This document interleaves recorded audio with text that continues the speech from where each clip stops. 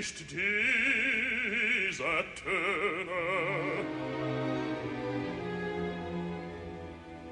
sondern lass uns angenehmere anstimmen und freudenvollere.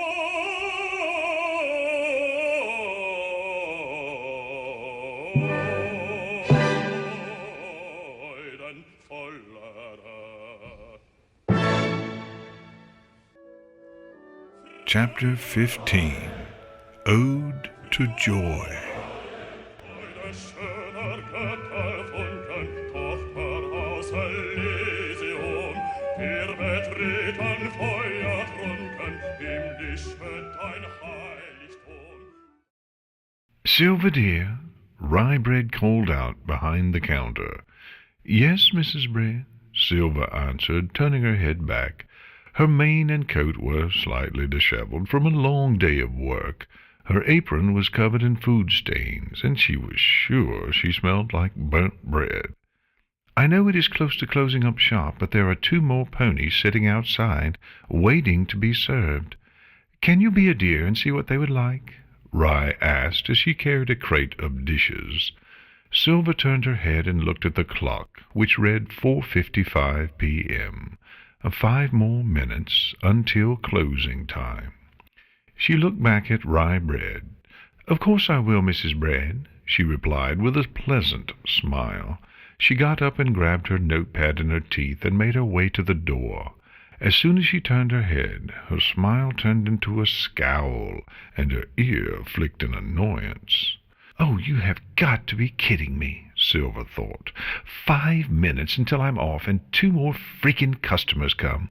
I want to leave and go to Mortar, but no, 2 more annoying ponies need something now. Grumbling under her breath, she lifted her head, wearing a large, pleasant smile.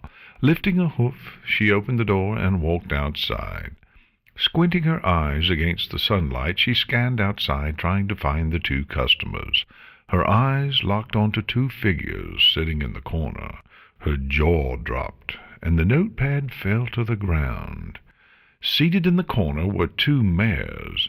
One was a white Pegasus with a pink mane and magenta eyes. The other was a light blue unicorn with a darker blue mane, glasses, and teal eyes. The glaring thing about the 2 was how tall, delicate, and elegant they looked compared to the average pony. Both turned their heads toward Silver, and each one gave a welcoming smile. Silver's eye and ear twitched ever so slightly. She turned her head around, her eyes scanning the area to verify that no pony was around. After a moment, she quickly trotted towards the table. Upon reaching it, she placed her forehoofs on top of it, bringing her face close to the other 2 mares, glaring at them. "What are you 2 doing here?" Silver said in an annoyed tone, frowning slightly. The slightly taller, white Pegasus turned her head to the pony beside her. "Sister, she saw right through our disguises. I told you that this was not enough." She sighed loudly. "What?" the blue unicorn exclaimed as she jumped in her seat, the glasses lowering slightly on her muzzle. "These disguises are perfect. We made them ourselves. You are the one that suggested we make them." "Yes, I did, but I also said that these forms are too tall and slender. We stand out from other ponies," the white mare said as she rubbed her temple with a hoof. "Nonsense," the unicorn huffed, puffing out her chest. "There is no need for us to hide our natural beauty. You said yourself that others try to mimic our image. I take pride in the way I look. But the point I am trying to make is that Silver saw right through it. We stick out like a sore hoof. I told you we should have toned it down a bit. Our magic is not flawed, sister. I have done more than enough, and then some. I am even wearing these glasses for added effect," the unicorn countered as she levitated her glasses off her muzzle. "Besides, I wanted to do more, but you stopped me." "You wanted to wear a mustache," the Pegasus replied as she slapped her on the face with a hoof. So, you told me that I should become acclimated to modern culture, and I did. Every time I watch a movie, the characters always use a mustache for a disguise. It always worked in the movie, the unicorn exclaimed, as she lowered the glasses back on her muzzle. The white Pegasus sighed loudly. Sister, I told you they were doing that as a joke. It was done for comedic effect. It does not really work. It worked in the movie, the unicorn replied back as she stomped her hoof on the ground. Just because something happens in a movie does not mean it is real. There is a difference between reality and what is portrayed in movies, the Pegasus answered, again rubbing her temple with a hoof and closing her eyes. Then why did they put it in the movie if it does not work? The unicorn huffed back as she stomped her hoof again. Silver watched dumbfounded. Her jaw was hanging and her eyes wide as she watched the two mares bicker in front of her. Quickly shaking her head out of her daze, she cleared her throat loudly. Sorry to interrupt your fascinating discussion, but can you two explain why in Equestria you two are here when I am at work? Silver said in an annoyed tone, while raising an eyebrow. Both mares turned to look at her, blushing slightly. Sorry about that. We tend to get a little distracted when we go at it a little bit, the Pegasus replied. Silver scrunched her eyebrows slightly. I can see that. How did you see through our disguises so easily? The blue unicorn asked as she straightened her glasses. Silver gave a loud sigh. Your eyes were a dead giveaway. I remember those eyes. That, and you do stick out a lot. Your form is very distinctive. I told you, sister, Celestia said. Humph, huffed Luna. Silver rubbed her temple for a second, and then she turned around and started to walk towards the bakery again. I will be right back. I'm getting some coffee. Oh, no, please. We know it is late, and we do not want to give you extra work, Celestia called with a gentle smile. Silver stopped, turning her head. It's not for you. I am going to need a cup. Celestia, Luna, and Silver Skip sat around a small circular table, each with their own cup of coffee. Silver looked down at her cup and eyed the pitch-black coffee inside. Picking it up, she gave it a slight sniff before she took a large sip. She felt the warm and bitter liquid stream down her throat. Placing the cup back down, she gave out a large sigh.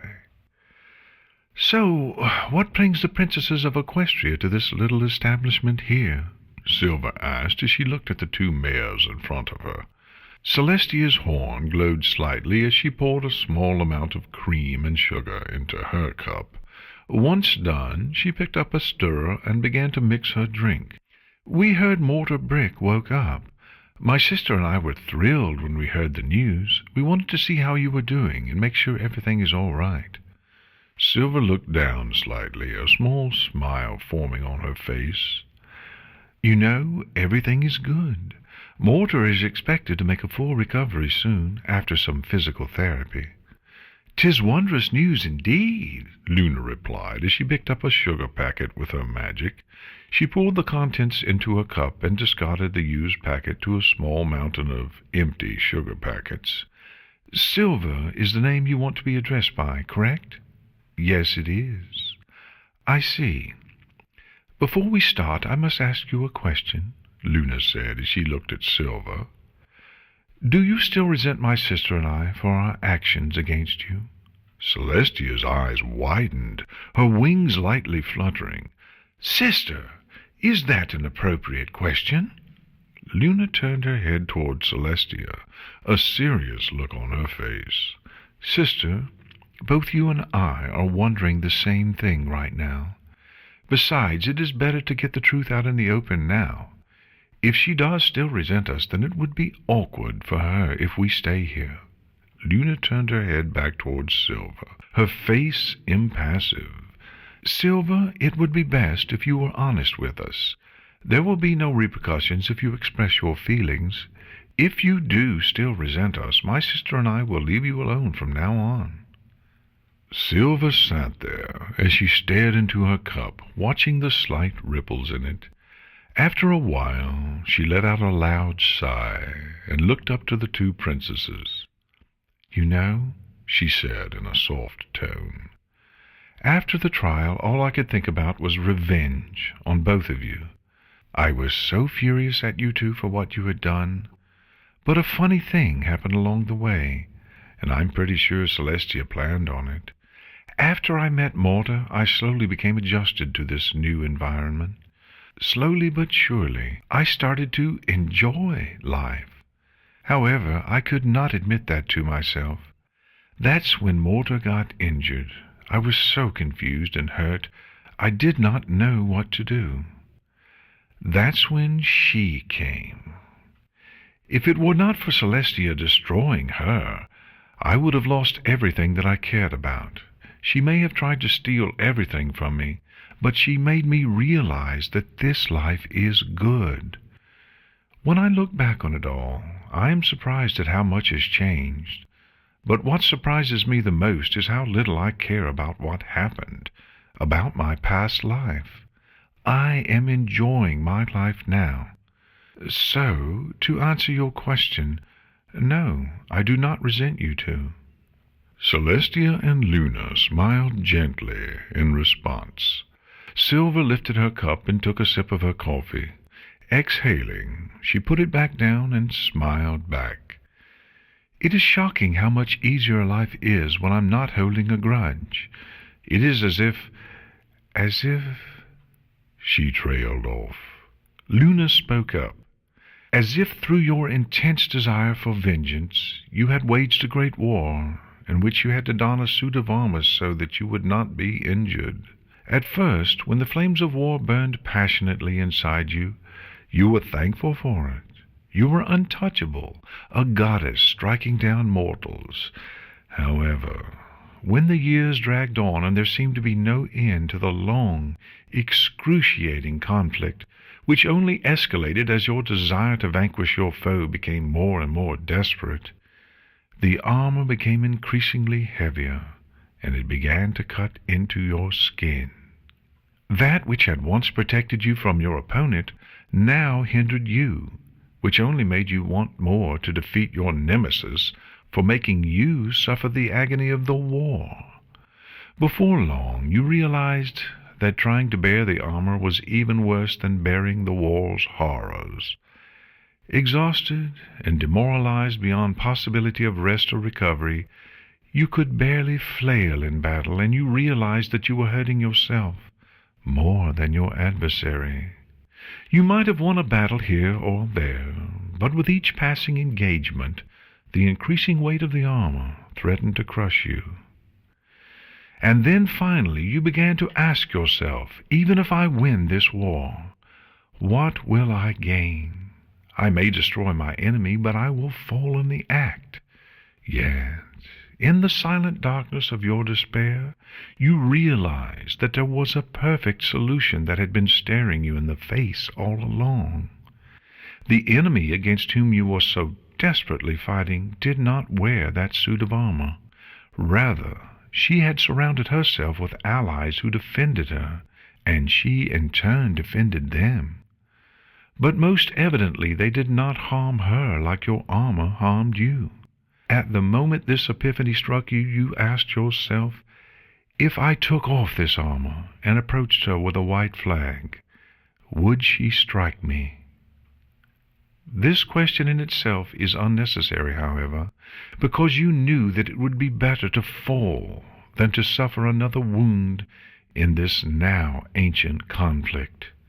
As soon as you undid the clasps of your breastplate and unlaced the straps of your shoes, and they fell onto the ground with an earth-shaking thud, you felt the most serene relief. Having left behind your armor, you approached her camp with a white flag without any fear, because you no longer had anything to lose. Yet, contrary to your expectations, before you even passed over the lines of battle, your arch-enemy came galloping out to meet you with her neck arched upward, offering a friendly nuzzle. Then, when you accepted her welcoming embrace, she eagerly led you into her kingdom, where your prosperity now lasts for the rest of your life.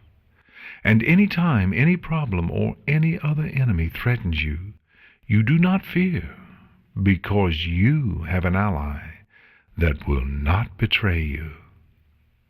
Yeah, Silver said, wide-eyed. How did you know? Luna chuckled lightly. You and I are more alike than you think. We both have past actions that we wish to forget. Silver looked down, smiling. So, Silver, can I say that we are friends from now on? Luna asked as she raised her hoof and held it over the table. She looked over to Celestia, smiling. Celestia grinned back and mimicked her sister's actions, holding a hoof next to her sister. Friends? Silver stared at the two hooves in front of her. In an instant she began to recall everything that had happened recently, her failed invasion, her punishment, and finally, Mortar. A smile began to form on her face. Lifting her hoof, she shook the two hooves in front of her. Yes, friends indeed. Oh, how wonderful! Luna exclaimed loudly. Quickly she moved across the table and picked up Silver, embracing her in a large hug.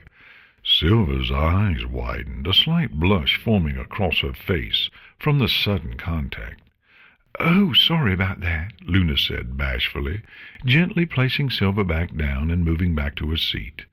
I tend to get a little excited when I make friends. I can see, Silver replied as she fixed her mane.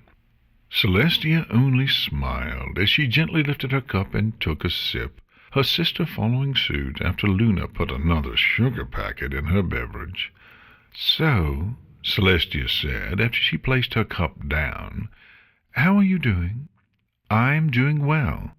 When I saw Mortar moving, I was so happy I did not know if it was real or not. Now that he is awake, I just can't imagine life without him. Silver struggled to get the words out as tears formed in her eyes. She wiped her eyes with a hoof. I do hate you for this. Ever since you saved me, I can't stop doing this. Once I start crying, I just can't control myself. Silver continued as more tears flowed down her face. She sniffed loudly in an attempt to hide the tears. The more she tried to hide them, the more they continued to flow. She gasped slightly as she felt something brush against her back. She looked up and saw Celestia standing above her, wrapping a wing around her. There, it is all right. There is no shame in expressing your feelings. Really, it feels quite nice to let it all out, to get it out of your system, Celestia replied as she pulled Silver closer with a wing. There is no weakness in expressing yourself. Silver looked up, drying her eyes with a hoof. You are right, Celestia. I hate to admit it, but you are right. Your way is better. I can't imagine a life without Mortar. Celestia and Luna, in return, only offered a warm and gentle smile. Is this how you defeat your enemies? Silver continued. With doe eyes and hugs? Luna chuckled. At first I disagreed with my sister, but I can see why she does it the way she does. It does work. 'Tis much better, and less messy anyways. Why worry about enemies when you can have friends instead? Silver grinned slightly, calming herself down. Minutes passed as a gentle breeze filled the air. Finally, Celestia and Luna stood up. Well, Silver, we seem to have taken too much of your time.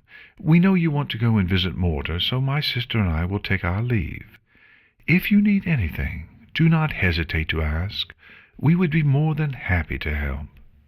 Silver watched as they stood up. As they turned around, Silver found herself shaking slightly. Gulping, she quickly stood up. Wait, Silver cried out as she raised a hoof. The two sisters stopped and turned their heads, their eyes widening slightly in surprise at the sudden outburst. There is something that I want you two to do, actually, Silver said, staring at the ground. Both sisters glanced at each other, surprised. Turning around, they gently sat down next to Silver. Yes, what is it? Luna asked. Silver continued to look down at her hooves. Giving a loud sigh, she looked back up at the two sisters. Ever since Morta woke up, something has been gnawing at me. I want to move on with my life, Silver said quietly. What is wrong, dear? Celestia asked. I want to tell Morta who I really am. I know if I don't, it will just continue to eat at me. He deserves to know, too, after what I put him through. I understand your desire, Luna commented, but I am confused on what that has to do with us. Your subjects practically worship you two. I'm afraid that if I tell him by myself, he will not believe me. But if you two are here, then he will have to listen to you too, Silver replied, shivering slightly. Celestia smiled, again wrapping a wing around Silver. If that is what you wish, then my sister and I will be there. Morta looked at the half-eaten food before him, idly poking it with a fork. He let out a loud sigh. I am so bored. Where is Silver? It is not like her to be late. I wonder what is keeping her. Letting out another sigh, he dropped his fork and stretched his forelegs slightly. Although his body was still sore, he was getting better every day. He grunted as he moved his hind legs slightly. His doctor had said that the physical therapy would start very soon. At least I can feel them. The door clicked. Morta jumped a little as he turned his head to see Silver Skip walk in. Silver! Morta cried out. Grunting, he tried to sit up using his forehooves. No, Morta, stop it, Silver called out as she rushed to his side. She gently helped him back down. Please, just take it easy. It is all right. If you say so, Morta replied as he lay back down, panting a little bit. So, Morta continued as he turned his head towards Silver. What is up? It is not like you to be late. Silver turned her head away slightly, scrunching up her face. Hey, what is wrong? Morta asked as he reached out with a hoof. Letting out a loud sigh, Silver turned her head and faced Morta. Her emerald eyes stared directly into his brown eyes. Morta, Silver said as she gently held his head in her forehooves. I love you, I truly do. I love you with all my heart and soul. Morta's eyes widened, a blush growing on his face. Silver, I love you too, Morta said softly. However, he was interrupted as Silver put her hoof gently over his mouth. Morta, I truly want to be with you for the rest of my life. You were the first being that I grew close to.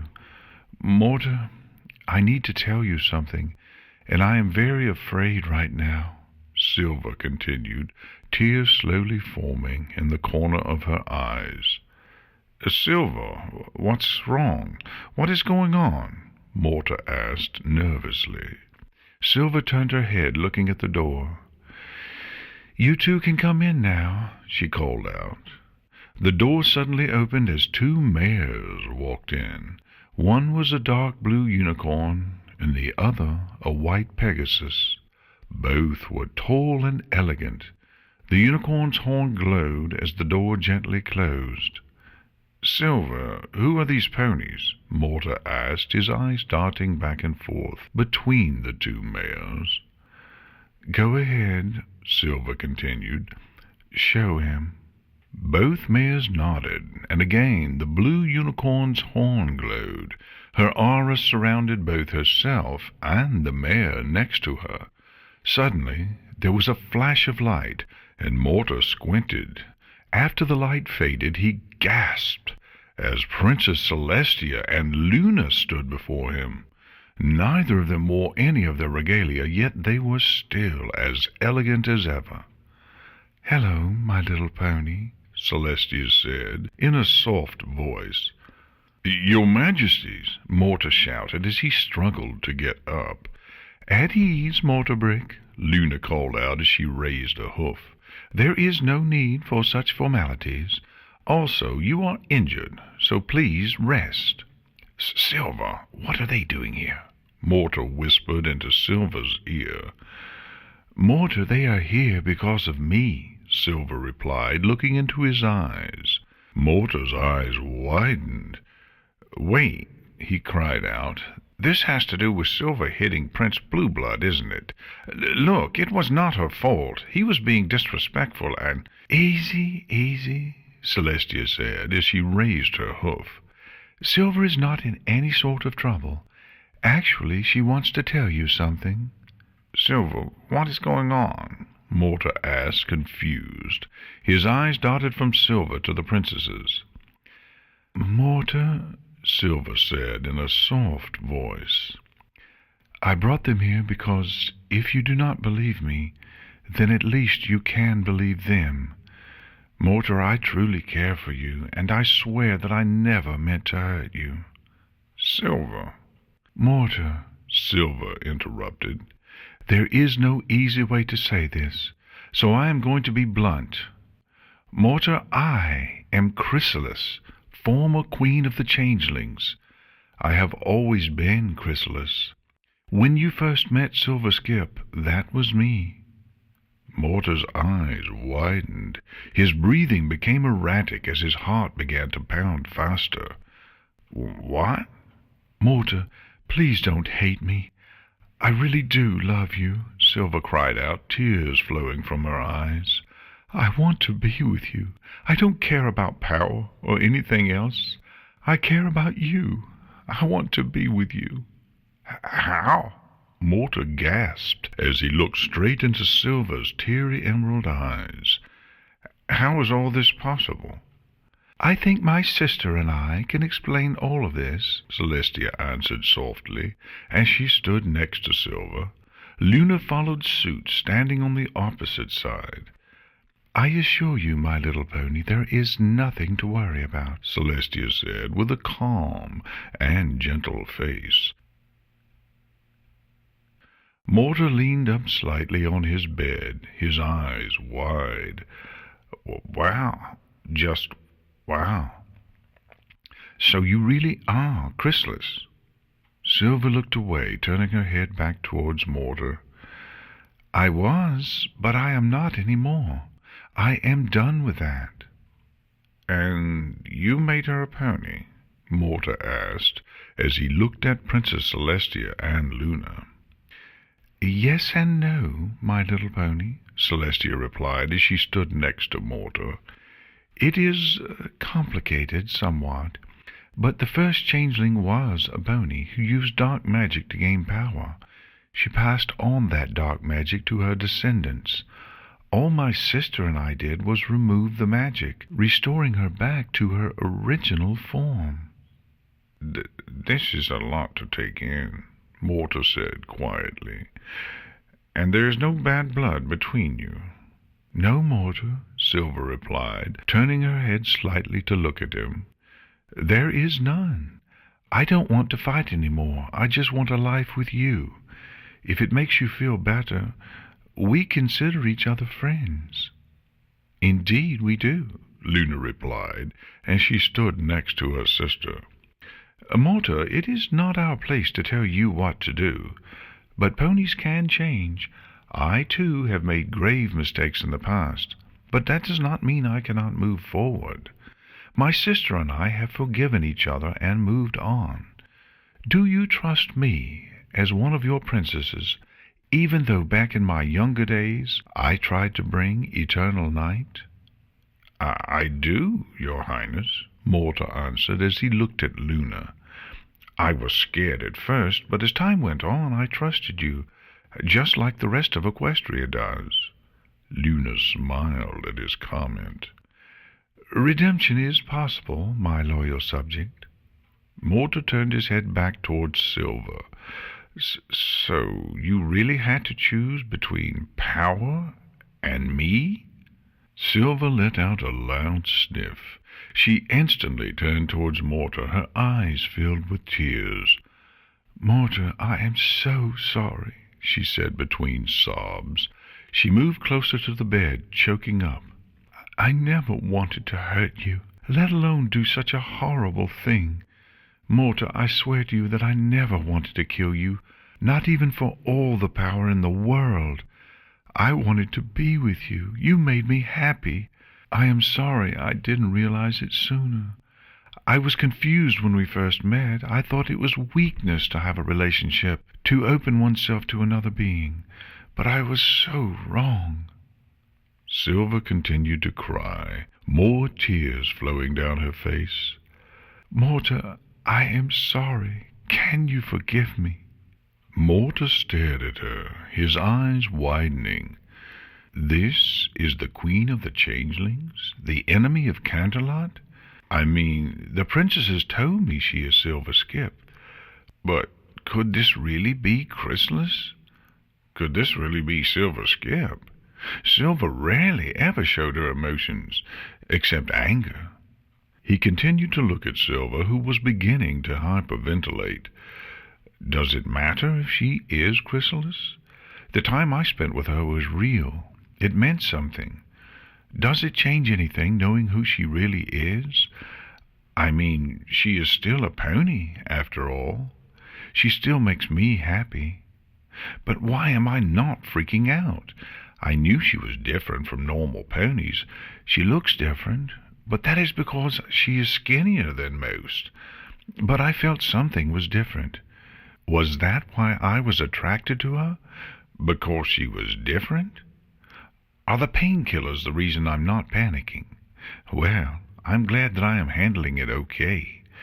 Still, she is really upset at this.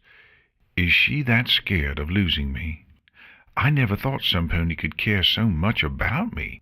It does not matter who she is. I love her, and she loves me. What is life without risk?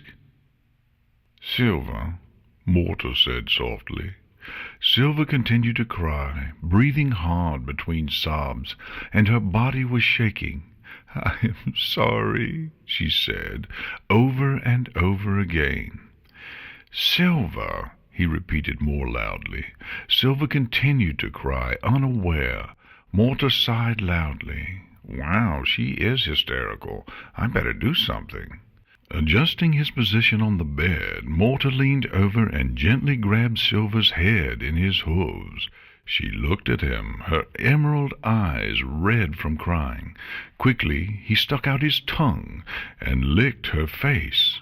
Silver's eyes widened as her crying stopped. She stared at Mortar, unable to react. It is all right, Silver, Mortar said as he stroked her mane. I forgive you. Even knowing your past, I still love and trust you. So please, stop crying. Really? Silver asked as she calmed down. You still love me, even after what I've done? Yes, he replied, embracing her in a deep hug. It is all right. I love you with all my heart and soul. So calm down. I don't like seeing you all worked up like this. It is not like you. Not at all like my Silver. Silver let out a sniff, hugging back. Thank you, Mortar. Thank you.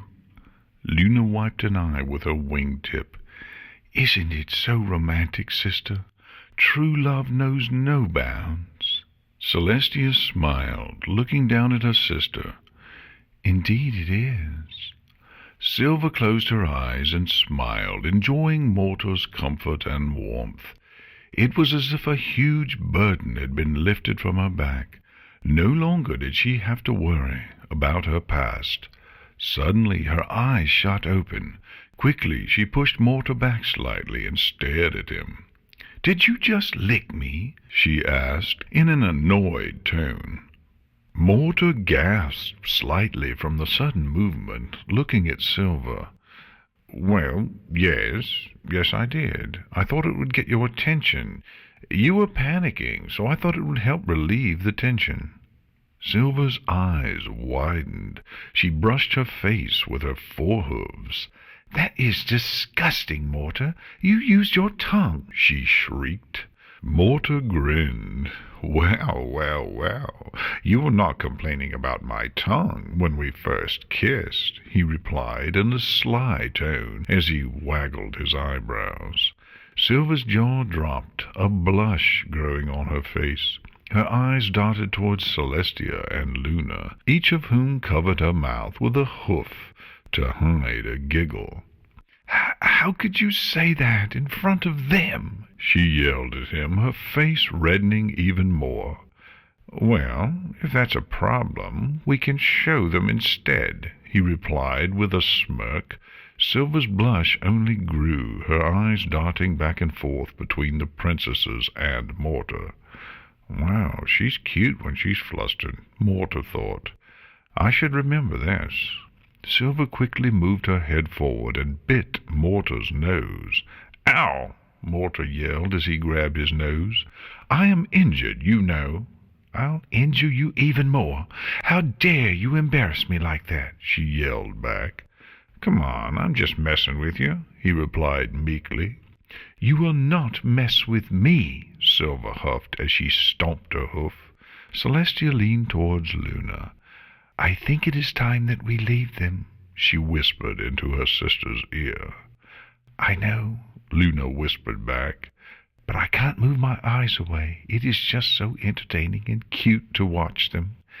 Is this why they call it a lover's quarrel?" "Indeed it is, sister," Celestia replied, not taking her eyes off Mortar and Silver. After a moment she cleared her throat. "Well," she said. Mortar and Silver stopped and stared at Celestia. "My sister and I are happy for you," the princess continued. "However, I think it is time for us to take our leave. We wish you a speedy recovery, Mortar." "And the best of luck to both of you," Luna added. At that time both Celestia and Luna's horns glowed. "Oh, and I almost forgot," Luna said.